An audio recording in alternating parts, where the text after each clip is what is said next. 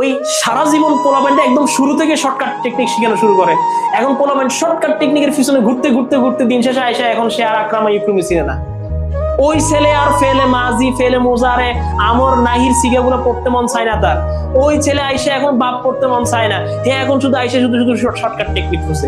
এই যারা বছরের শুরু থেকে শর্টকাট টেকনিক পড়ায় এদেরকে আমার মন চাই কানটা ধরে একদম কিছু বলি যে ভাই তুই যে প্রথম দিন থেকে শর্টকাট টেকনিক শিখাই দিছিস, এই পোলা ঠিক মতো ফালা চিনে না, এই পোলা ঠিক মতো আফা আলা চিনে না, এই আল্লাহ এই তালা চিনে না, এই আল্লাহর বান্দা দিয়ে শর্টকাট টেকনিক শিখিয়েছেন না।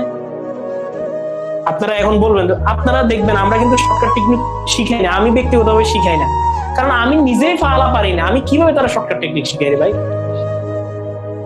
তা আপনারা যারা সারা জীবন শর্টকাট টেকনিকের পিছনে ঘুরছেন দেখবেন সবটা শর্টকাট টেকনিক যদি ঘুরে যদি লিখতে যান একটা না একটা জায়গায় এমন একটা প্যাচ খাবেন যে প্যাচের কারণে আপনার মনে হবে যে পিছনে যা পড়ছে সব ভুল।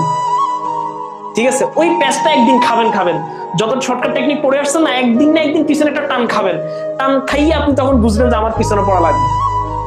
সুতরাং যারা এরকম আছেন, যে আমি এই কথাটা কেন বলতেছি, এই কথাটা এই জন্য বলতেছি আপনাদের এখনো সময় আছে। সামনে যদি আলিয়া মাদ্রাসা কিতাবাদি পড়ার যদি যোগ্যতা অর্জন করতে চান, পড়াশোনা করতে চান, পরীক্ষার পর নিয়ত করেন 15 দিন সময় দিবেন, এই 15 দিনে পুরো সরব শেষ করতে পারবেন। যদি সময় দিয়ে আপনার মেহনত করতে পারেন সম্ভব।